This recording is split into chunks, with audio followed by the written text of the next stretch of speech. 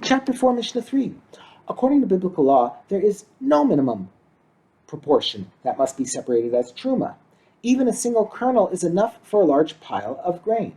The sages, however, established set proportions, which are defined in this Mishnah. We now turn to the words of the Mishnah. This is the measure of truma that should be separated. A generous proportion is 1 part in 40, 1/40th of the crop. Some disagree with that measure. Beis Shammai say a generous proportion is 1 part in 30, 1/30th. The first Tana continues. And the medium proportion is 1 part in 50, 1/50th. And the miserly proportion is 1 part in 60, 1/60th.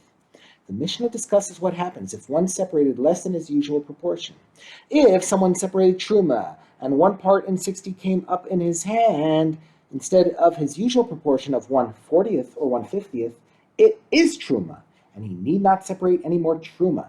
Therefore, if he went back and added to the truma he has already separated, the additional amount is not truma.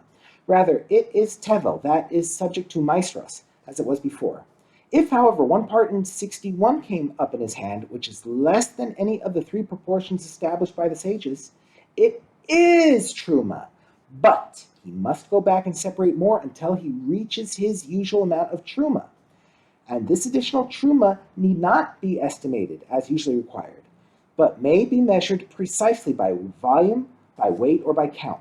In general, truma must be removed from produce that is near the pile of tevel for which it is being separated. According to the previous Tana, this rule applies here as well, where one is adding to truma that was already designated. The next Tana, however, disagrees. Rabbi Huda says the additional portion of truma can be separated even from produce that is not near the pile.